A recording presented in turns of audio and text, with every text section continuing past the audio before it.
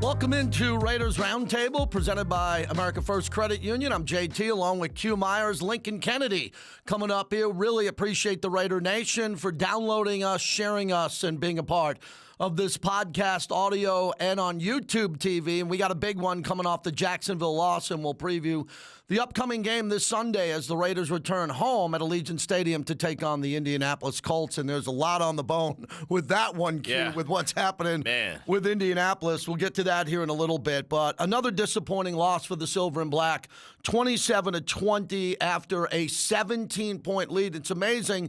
The national media has been talking about the 17-point leads. Right. There's been two. The Arizona game was a 20-point lead here. And again, it's a tale of two halves. It really is. And that's something that the Raiders got to figure out. They got to figure out how they can be consistent for four quarters. That's what the name of the game is. You know, in the NFL, it's about runs, and teams will go on runs, and they'll have a good quarter, they'll have a bad quarter, but they'll always continue to fight. That's why you see so many games go down to the wire in the NFL. So the Raiders just got to figure out how to put together four consistent quarters. Yeah, this can't happen. They can't be in a scenario where they can play that well in the first half and be dominant and explode, and then something happens in the second half of the game. And let me tell you, we listen and hear everything that the fans say. And believe me, some of it's been really loud this year and very intense. And we appreciate that and the feedback. But what's happening now with fans are confused. The media who doesn't follow the Raiders closely are confused on how this could happen with a team that has so much talent, with a really aggressive play caller who's won 6 Super Bowls. And Q, I'm trying to figure it out like everybody else, and I just think it's a lack of execution. It's not because it's not a lack of effort. It's not a lack of effort. What's happening is something changes, and you tip your cap to the opponent. Jacksonville played fantastic in the second half. Defensive pass rush, plus Trevor Lawrence and Etienne woke up. But I thought the problem for the Raiders is, once again, they took their foot off the gas, and they can't do that. Yeah, that's what it felt like. It felt like they got that lead, and they just wanted to kind of take the air out of the game in the second half instead of continuing to be aggressive. And I even think Davante Adams kind of alluded to that in the locker room following the game, and just knowing the disappointment, because look, if there's nothing else, these players want to win more than anyone. I continue to tell anyone who will listen, if there's anyone who wants to win all of these games, it's those guys in that locker room. I mean, they go through the blood, sweat, and tears of the brutal training camp and preseason to get to this point. There's nothing more than they want to do than win the games. But yeah, sometimes when they just don't go out with that aggressiveness in the second half, or even start the game with the aggressiveness, they get behind and then have to try to claw their way back. It's just, again, like Josh McDaniels said following the game, it's a tale of two halves. Yeah, it is. And what Derek Carr, look at the stat again in the first half. He was 16 of 21, 223, 2 touchdowns, 141.6 passer rating. In the second half, 6 of 16, 33 yards total. Yeah. The passer rating plummeted to 45.8. And again, I don't think it's lack of effort. No. And I don't think it's lack of communication. They practice well. They bring it. They break down film. What I think it comes down to is in the third and fourth quarter of these games where they're losing, and losing dramatically, the routes aren't precise. The offensive line isn't blocking the way they did early, and Derek's a little bit off. The passes are off. Instead of it being right here, it's up here. It's a little high. Tip balls, and I think a lot of the plays are very aggressive to the sideline, Q, where there's no margin for error. You have to catch the ball high and toe tap, and I don't see the easy routes being run and easy plays to players who can make the tough plays, but I think they need a couple of easier balls and easier plays to run. I agree. I think that they need to go back to their bread and butter and whatever works, wherever they can kind of get into that rhythm. And you saw them get into that rhythm against Jacksonville early in the game, getting Davante involved. I mean, sometimes it's just like in NBA. I say it all the time. If the ball goes through the hoops a couple times, then all of a sudden that guy is in a rhythm. Sometimes they just need to see the ball go through the hoops. Sometimes they just need to see and touch the ball and get into that little lather. And they did that early in the game. In the second half, a lot of the problems as well is it was the down and distance, right? Second and long, third and long. Then all of a sudden the defense knows they can pin their ears back and they can get after you. And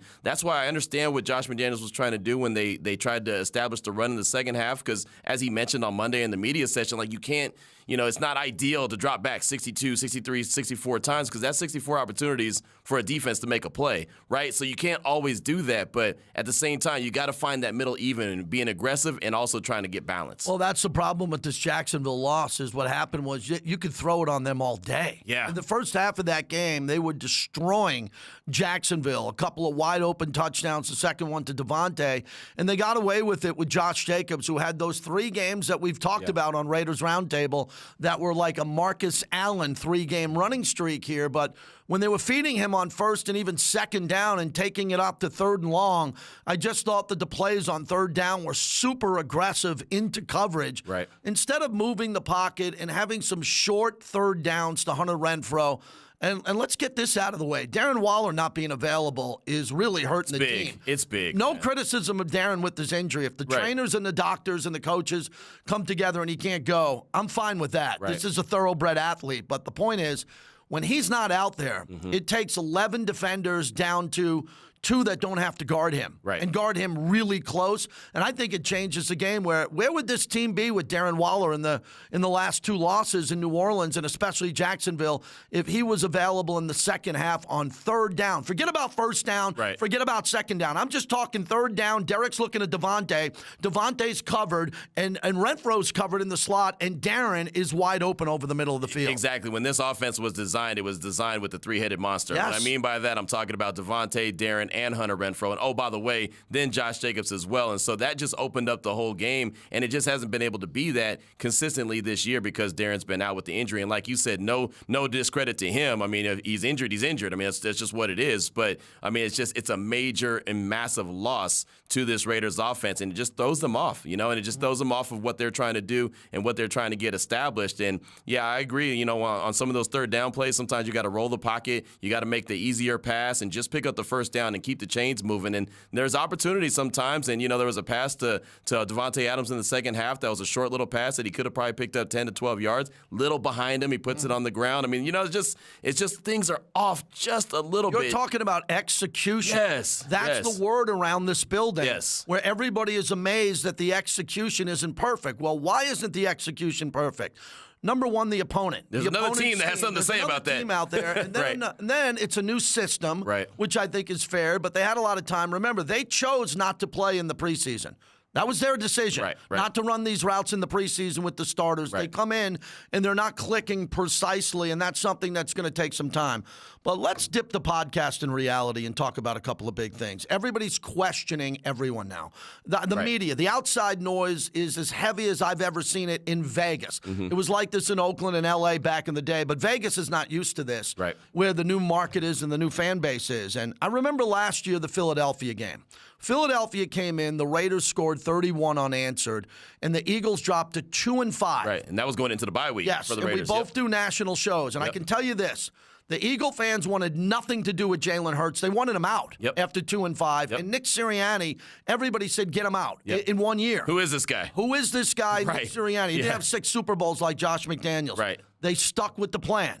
Now, they went out and got better players, and they're the only undefeated team in the NFL. But, when you look back at teams that are really struggling, the difference, Q, for me is back then the Eagles weren't, when they were 2-5, they weren't blowing 17-point leads. When you look at the Raiders and what's happened with these final stats, and you see a complete drop-off of a cliff in some of these games, that makes the noise much louder. Absolutely. And then you start to see stats of how many times they've blown 17-point leads in the history of the team, and then you see how many times it's happened this year. And so, of course, it makes the fan base and it makes the national media that much louder. And it's just something that they've got to figure out how to stop the bleeding, is what I like to call it, because there is bleeding in those type games. I mean, it's internal bleeding, it's external bleeding, whatever the case may be. It's just not good football that they're playing right now when they have those leads and they're trying to hold on to them and they're not doing the job that they have to do. And so they've got to figure out, again, going back to the execution word, they've got to figure out how to execute better later on in the game so those don't happen. And so those end up 17-point leads, end up to be 17-point wins. Yeah, no one wants to spin a loss. We're not going to do it here. No. These have been some devastating losses, but it's not like the Raiders are losing 31-7, 43-14. You throw out the New Orleans game, which was just really uncharacteristic. That was a bad day to have a bad day. That was a bad day to have a bad day. But the other games, they've either had the lead in the fourth quarter or had the ball with an opportunity to win. In the 3-17-plus ahead losses, throw out the Kansas City game because you could be up 21 on Kansas City and still lose to them. But the way they lost to Arizona and Jacksonville is so unacceptable, and that would have the Raiders at 4-4. Right. And if we were sitting here at 4-4, there wouldn't be a peep out of anybody. No, because conversation 4-4, especially in this AFC now, but that isn't the case. And as Josh McDaniels often says, you earn it. Right. And they haven't earned it. In the games where they lost with those big leads, it magnifies everything from communication, from the coach to the quarterback to the offensive line, the defense. And let's hit on the defense coming in here again. This has got to get cleaned up. I mean, the middle of the field has been open the entire year. All year. All year long, the middle of the field has been open. And I think Patrick Graham has got to be really frustrated at this point in time because whoever he's putting in there, I think it's time for a change. I think he's got to take a look at some other personnel from time to time on different packages, especially third down, and say, if you can't get the job done, if you can't get to the quarterback, if you can't cover over the middle of the field, we're going to go with someone else. We got to go with someone else. The question is, do they have that someone else that can get it done? Or, they can get a guy out there and try and say, okay, we think that this guy, he's been doing it and earning it in practice, so we're going to give him the opportunity in the game. But, I always say that when they use the next guy up mentality, it's like, the next guy was as good as the first guy. He'd be the first guy instead of the next guy. So, I mean, it's one of those, it's something that I'm sure Patrick Graham is trying to figure out exactly how to clean it up. It is something that needs to be cleaned up. I just don't know exactly how to, put your finger on exactly what to do in this situation, right? And people say, well, simplify the defense. And if you simplify the defense, you have to be great at it because then opposing teams know, okay, they're running this simple system, and we know how to beat that. So if you're going to simplify things, you better be great at what you do to make that work. Excellent point. Coming up next, Lincoln Kennedy, former Pro Bowler analyst on the radio, will join us. We'll talk to Lincoln about everything that's happening and look ahead to this very interesting Indianapolis Colts team that's coming in with a new interim head coach as we continue on Raiders Roundtable.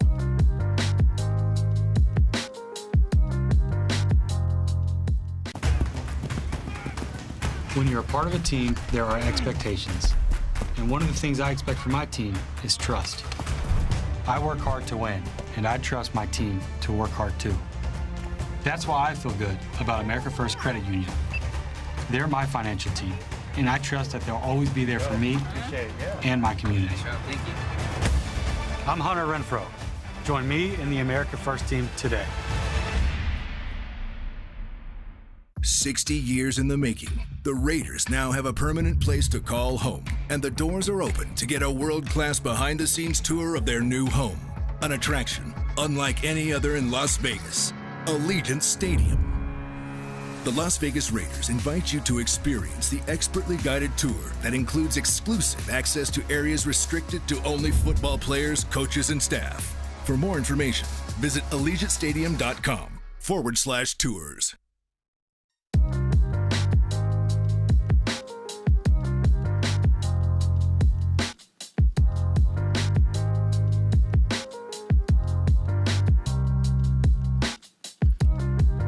Welcome back to Raiders Roundtable, presented by America First Credit Union. We bring in the great Lincoln Kennedy, our partner here in Lincoln. As you return back from Jacksonville, you looked at the stats, you called the game with Jason Horowitz. What did you see in the second half? Why was there such a drop-off after that explosive first half by the Silver and Black? Well, I will say this, guys. The best way that I can put it is that this is a group of individuals. This is not a team. This is not a team that's learned how to perform together. Now, you can have individual performances. You can have tandem or dual performances, but you cannot have a group or a team performance. That hasn't happened all season. This team has only had 2 wins. And even in those 2 wins, you can't put together, I can't honestly say that it was a team effort. There were individual efforts that stood out that made a difference. But as a team, it's substantially, negative. And it's unfortunate, guys, to be honest with you.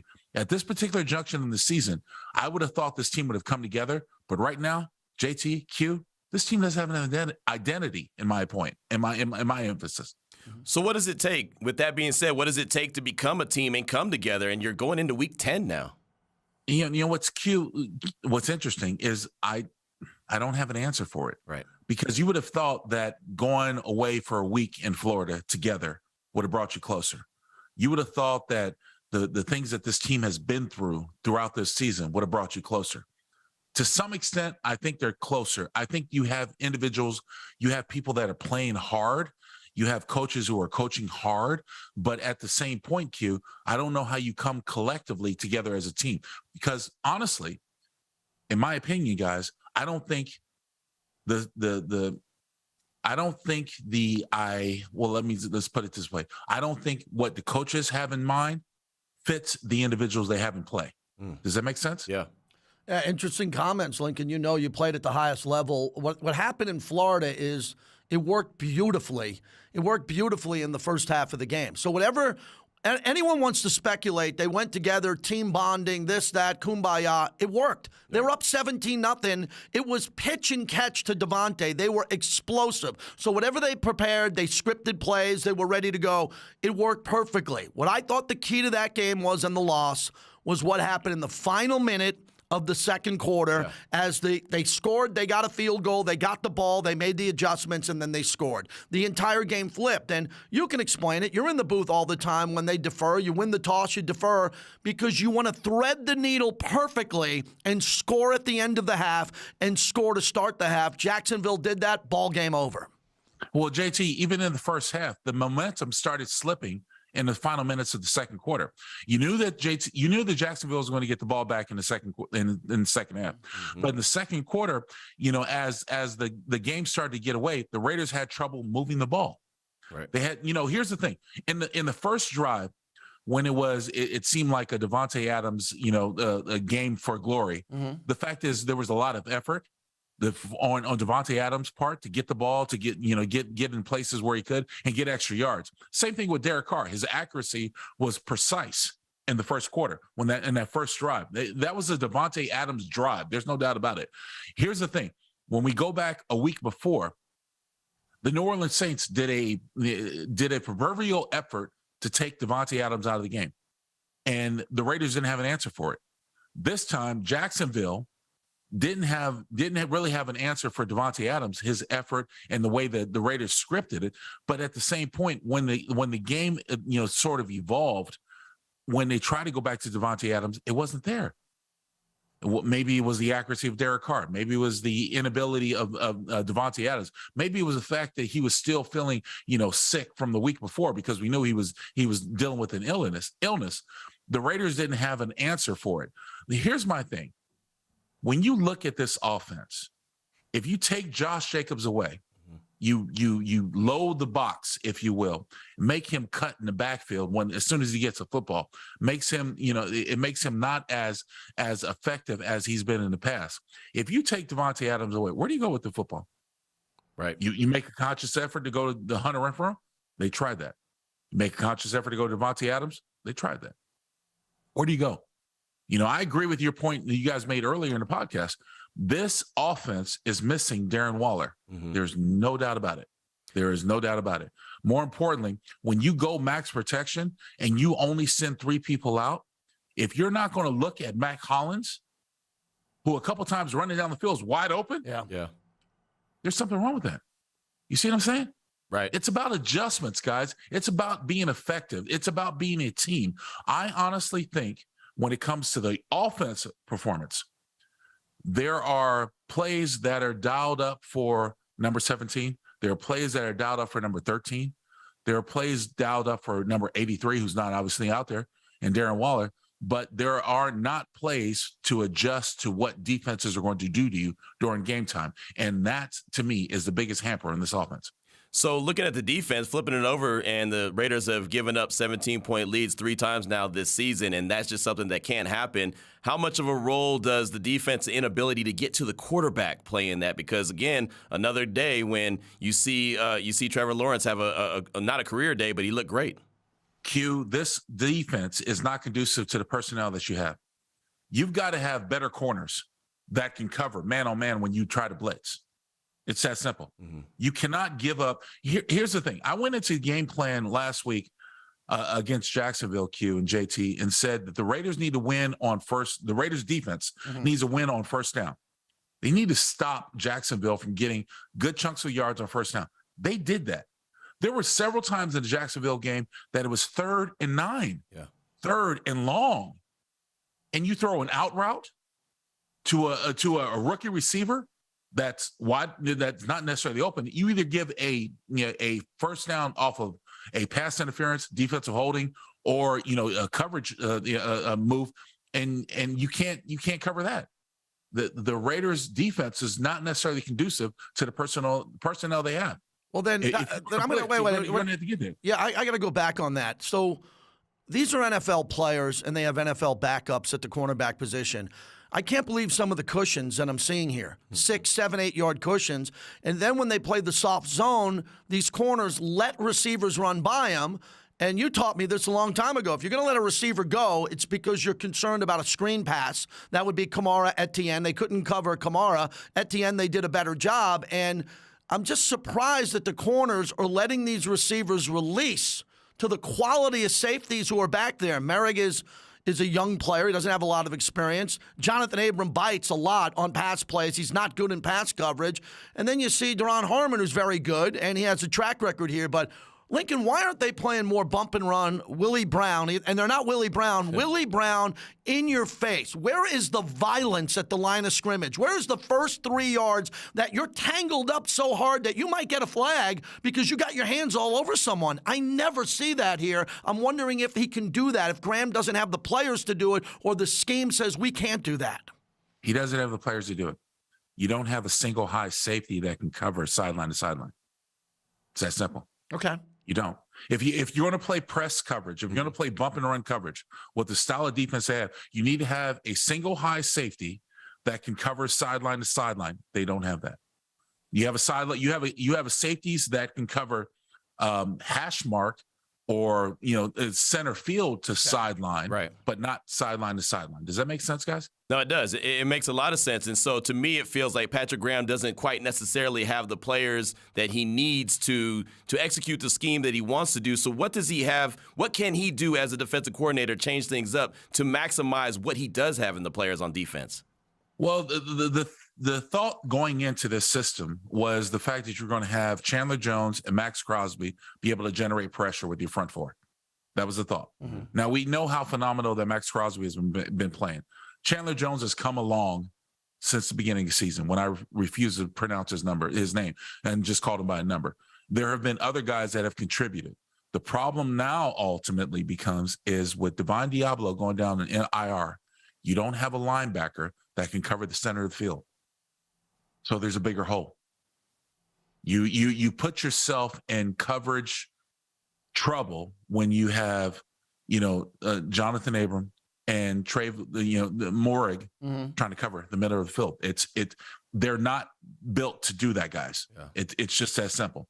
You've got to find a creative system. And I don't know how you do it at this particular junction. Right. Because it's hard for coaches to go out there and coach new plays on both sides of the ball, offensive, defense, coach new systems, coach new ideology. I don't know how you do it from that point.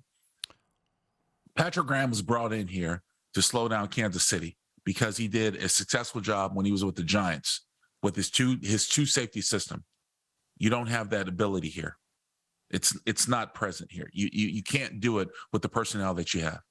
And so, going forward, I'm not trying to give Raider Nation no hope for the remainder of the season. Yeah. I'm not trying to do that. I'm just saying you have to try to figure out a way to be creative and slow down opposing offenses. The thing is I went into this season personally, guys, as a broadcaster, as an announcer, as a Raider Nation faithful, I went into this season saying, I'm not relying on the defense. I'm relying on the offense to score more points, to score more touchdowns than field goals, and to put the pressure on opposing offenses. I still think the Raiders have the ability to do that, but they need all of their stars on the other side. We need to get Darren Waller back.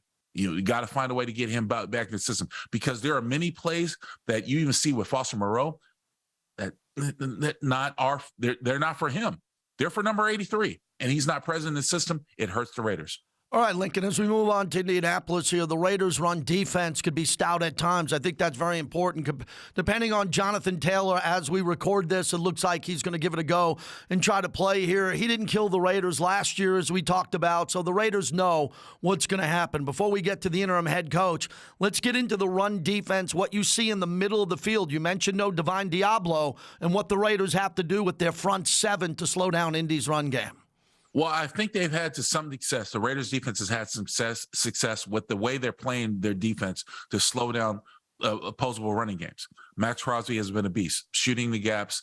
Devon Diablo is not present, but Denzel Perryman has done a good job. I think with Blake Martinez, they'll do a good job against the run. I think they can be stout in the box against the run. However, they need to be I wouldn't say not so aggressive, but they need to be aware that people are going to take advantage of their aggression and try to use play action in the middle of the field to exploit them. So with the Indianapolis Colts coming in here, they're not going to rely so heavily on Jonathan Taylor. They're going to try to finish the season with him. They're going to rely heavily on the play action and their ability of their tight ends and their short end receivers to get open in the middle of the field. Could that play into the Raiders', hand if they try to do that with Sam Ehlinger as their quarterback right now, and he just got sacked 9 times by the Patriots? Could it be an idea where Patrick Graham says, let's load the box up and make Sam Ehlinger beat us? Q, if there's anything that Patrick Graham needs to be aware of is that quarterbacks aren't going to hold the ball against the Raiders. They're not going to try to set up long passes against the Raiders. They're going to throw short and intermediate routes against the Raiders because they want to get the ball out of their hands. They know there's going to be openings in the middle, in the short side of the field. They're going to try to get the ball out of their hands. Look, it's happened in New Orleans. It happened last week in Jacksonville. The quarterbacks are not going to hold on to the football because they know how pertinent the Raiders rush can be against them. All right, Lincoln, now we get to the biggest story in the NFL, and it's hard to believe with Aaron Rodgers' team in the tank and Tom Brady trying to turn around the Bucs and what's happening around the league. We find out that Jim Irsay fires Frank Reich early in the week and goes with Jeff Saturday. Now, I saw that coming because he wasn't going to keep Frank Reich because the year before, when they lost to Jacksonville, they basically threw Carson Wentz to the Wolves. They blamed him, and then they gave Frank Reich another year, and they basically said, we're going to give you Matt Ryan. And I thought they embarrassed a future Hall of Famer by benching him for the year. That was unacceptable. I don't think Frank Reich would have ever done that. I think the owner was triggered. I think he was off the reservation and said, he went crazy and said, this is what we're going to do. And now he's taken it one step further. Frank Reich gets fired. They go with Jeff Saturday, who was actually shocked when he heard the news. What'd you think about this when you saw the breaking news and you talked to friends in the business? I can only describe this as a mouth drop moment. Yeah. Are you kidding me? Really? I was traveling back from Jacksonville yesterday, guys, and I got a bunch of tweets and a bunch of text messages while I was traveling about you should be the next head coach of the Raiders. And I didn't understand what it was going until I got home and I saw the headline on Monday Night Football. And I was like, what? I've seen a lot of things in my time. I've played a lot of football, covered a lot of football. I played the same time Jeff Saturday did, have the utmost respect for Jeff as a person. I know him as a center. Great guy. Let me emphasize that. But you drop the mic when you tell me he's going to be the head coach of a professional football team, and he's never had any coaching experience. I'm like, mouth drop moment, whatever. How can I put this best? Other than saying, I wish the best for Jeff.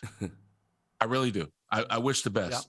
Yep. I feel I don't necessarily know how I feel about the Indianapolis Colts and what Irsay did. It's unfair to me to put somebody in a position like that, of this magnitude, on this level, for somebody who's never had that experience before. But I'm hoping the best for Jeff Saturday, because he's a fellow offensive lineman. Yeah. We stick together, guys. regardless if we play on the same team or not, we stick together. So he's a center, I'm a tackle, we stick together. I wish the best for Jeff Saturday. And it's funny, kind of following all the beat writers that cover the Colts like a glove. A lot of them were in such shock when that news came out, and a few of them were talking about the text messages that they were receiving from players that really couldn't believe that. Lincoln, if you're in that locker room and you find out Jeff Saturday, again, no disrespect to him, has just been announced as the interim head coach, when there's coaches that are on the staff that used to be head coaches, what's that message sent to the locker room? Well, if we were in college football, I would be talking in the transfer portal right now. I'd be looking at I'm trying to get away out of it. I don't know if you can call your agent fast enough and say, hey, look, get me the hell out of this team. That's unfortunately, and I hate to say it because it's so I mean, I love Jeff, guys. You guys got to understand. I know Jeff Saturday personally, and he's a great guy. And I can't imagine, first of all, why he would even accept this call. Well, I'll tell you this. Let me jump in for a second. With two great African-American partners on this show, I will tell you that I would almost be offended first. There was a loophole in the Rooney Rule, okay, because this is an interim coach. He's not a full-time coach, so they didn't have to interview a minority candidate. Reggie Wayne is on that roster, future Hall of Famer, everything that he has going for him. Great player, and he knows the playbook better than Jeff Saturday. This was an example, Lincoln, of an owner, and owners are billionaires now. They used to be millionaires and now billionaires. And Jim Irsay, who does a lot of great work philanthropy-wise and is big in the community, just said, I want everybody out of here. I want one of my guys in the locker room. I want to know who's showing up on time, who's leaving early, who's going to play hard. And Jeff Saturday is going to be the guy who reports back to the owner and does this. But I think the NFL's got to tighten up this loophole. I don't think you can do this if you're an owner there, because there's African-American candidates on that staff and around the league who could take over and do a much better job on experience and reputation alone. Well, Irsay said he wanted a coach that didn't have NFL experience. He wanted somebody who was fresh, who wasn't intimidated by the NFL, who wasn't intimidated by the standards of the NFL. I get that as an owner. I understand that you want to try something new. But to your point, JT, here's the thing. It's you're totally abandoning your locker room. Mm-hmm. Forget one player, forget what 10, 12 coaches, however many you got on your roster that are left. You're totally voiding your locker room. And your locker room is what's going to go out there and play. Coaches coach, players play. I don't care who you have at the helm. If you don't have players that can go out there and play, they're not going to play. And so you're totally abandoning the rest of your locker room and the season. In my estimation, I don't know what the Colts are going to bring to the table. I don't know how motivated they're going to bring. Look, the Raiders are a disaster in itself. We talked about that. Mm-hmm. But talking about the Colts now, you've got two disastrous teams on the field. Who knows what product you're going to get? But going forward with the rest of the season, where is Indianapolis Colts as a collective, as a team? What do you do with them when you make a move like this? Right, and you mentioned the coaches that are on the staff, and I just kind of wonder what the coaches are thinking as well when they didn't see this move coming either. All of a sudden, they find out Jeff Saturday is the interim head coach, and there's guys on there that, we know very well. Gus Bradley was a former head coach.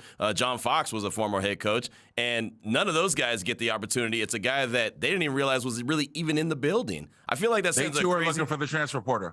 They're looking at transfer portal. You guys, I'm telling you, they want the transfer portal in the National Football League now. Next NIL deal. But let me tell you what I think is going to happen here on Sunday. First off, is that Jeff Saturday is going to have this Colts team. If he does anything, he's going to have them peeling the wallpaper off this brand new visitors locker room. They are going to come out of that tunnel as fired up as they ever been, because he's going to insist on it. That's all he does. Yeah. He's a motivator. He jumps around on TV. He's going to have that locker room jumping up and down, going nuts. The Raiders are going to have to match that intensity. Lincoln, you were there in Jacksonville. They did. Everybody questioned in the Raider Nation, are the Raiders going to show up? What's the energy going to be like in the first half against Jacksonville? It was outstanding. It was the best first half of the year for the Raiders. They met the bell. They were ready to go in the first round of that game. They went up 17-0. It was the second half of the game that's concerning everybody here. So I think that Indy's going to be ready to go. I said this on my radio show on Raider Nation Radio. If he was able to do it, he'd just say, Matt Ryan, I'm instilling you as the starting quarterback out of respect for this game. You're going to call the plays. You're going to be able to call every play because you know the playbook better than anybody here. And we're going to try to win this game in Las Vegas. They're playing with house money now. Yeah. They fired their coach. They brought in a TV guy, a legendary Colt, for some type of spark. Not for the long term. You make great points about the long term. This could derail the organization for the way they handled it. But the one game I care about is the game coming up this Sunday at Allegiant Stadium, where I think the Colts are going to be ready to go, and they're going to want to beat the Raiders. Raiders got to be ready, Lincoln. Let me share something with you guys. At this particular point, when I was playing, this particular point of the season, when it was as dismal as it appears for the Raiders, we were thinking about where we're going to vacation in January. Mm-hmm. Does that make sense? Yeah, Cabo. You guys follow me? Yeah. I mean, I'm serious. You're thinking about just getting through the rest of the season. I've had some bad seasons in Silver and Black. The worst season was obviously 4-12. But after, when you thought all hope was lost, you were thinking about where you're going to vacation in January. Now, the Raiders have to play in the middle to the middle of January. The times have changed. Seasons have changed. It's not a lost cause. I'm not ready to give up hope because I've seen potential out of these guys on both sides of the ball. This past week, in the third quarter and coming out in the halftime, they give up a 50-yard kickoff return, which set the momentum right for Jacksonville, where they picked up in the second, in the second quarter, the end of the second quarter. Never really were able to recover after that.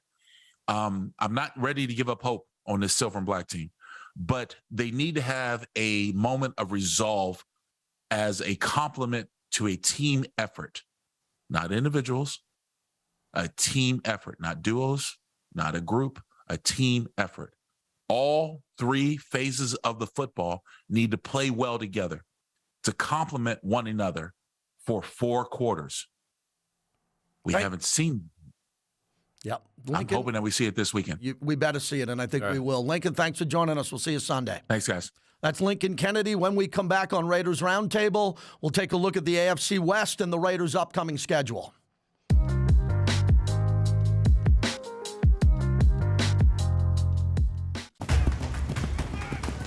When you're a part of a team, there are expectations. And one of the things I expect from my team is trust. I work hard to win, and I trust my team to work hard too. That's why I feel good about America First Credit Union.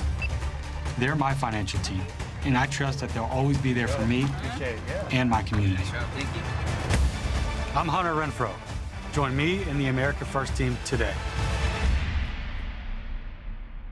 60 years in the making, the Raiders now have a permanent place to call home, and the doors are open to get a world-class behind-the-scenes tour of their new home. An attraction unlike any other in Las Vegas, Allegiant Stadium. The Las Vegas Raiders invite you to experience the expertly guided tour that includes exclusive access to areas restricted to only football players, coaches, and staff.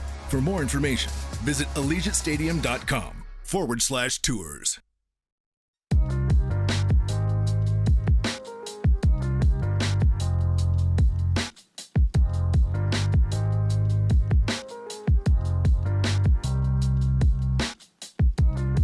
Welcome back to Raiders Roundtable, brought to you by America First Credit Union. We thank Lincoln Kennedy again, who always brings it.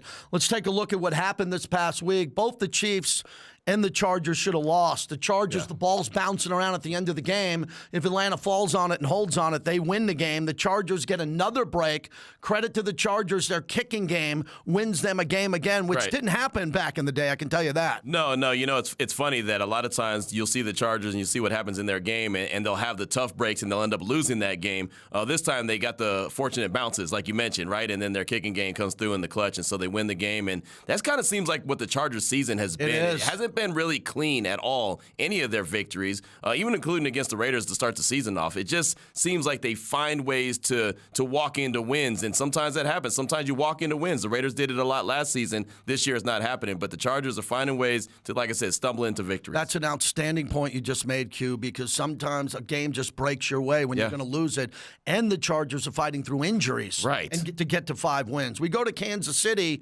And the Titans there, Malik Willis clearly couldn't throw the ball. Couldn't throw the ball at all in the game. They ran it with Derrick Henry, but Patrick Mahomes had a monster game. One of the great games in the history of the league if you look at combined passing yards and rushing yards there. So the Chiefs were left for dead. He goes 93 yards for not only a touchdown but a 2-point conversion. Kansas City gets to overtime and wins the game. Right, and you know that when Kansas City gets to overtime, more times than not, they're going to win that game. And Patrick Mahomes is showing why he's still Patrick Mahomes, and he's such a fantastic player. And even when they lost Tyreek Hill, they realized we're still in good hands because we have Patrick Mahomes. He's a guy that doesn't mind, hey, if I got to drop back 68 times, I'll drop back 68 times. If the run game's not there, fine. No doubt about it. But like you said, JT, the Chiefs should have lost that game. If they had a quarterback in the Titans that could actually complete a pass or two, and this is no slight to Malik Willis, he's just not ready. He's not ready. Just not ready. I mean, I think he's going to be a heck of an athlete and could potentially be a good quarterback down the line. It's just not right now. And so if they had someone that could do that, the Chiefs lose that game. They just didn't have it. Yeah, the Broncos on the bye week, and the Raiders have them coming up here in a little bit along with Geno Smith and Seattle, who's playing well. Really well. It's wide open this year. Again, we're going to beat this again. The Raiders should be 4-4 at a minimum. And 4-4 really would have worked out well, but that's not the case. As Josh McDaniel said, you got to go earn it. There's one other point I want to make about the games that we saw. I have some stats here in front of me. I really think that Derek needs to run the football, and he has to run the football, period, because let me give you some numbers from this past week when it came to quarterbacks running. Jalen Hurts, 9 for 23. Justin Fields, 15 for 178. Throw that out. Right. That's a throw-out statistic. We saw Mahomes, 6 for 63. Malik Willis, 8 rushes for 40 yards. Lamar Jackson, 11 for 82. And then you got Marcus Mariota, 5 for 24. Zach Wilson of the Jets, a win over Buffalo, 5 rushes for 24 yards. Right. Josh Allen in the loss, 9 for 86. And Trevor Lawrence in the win against the Raiders, 6 for 53.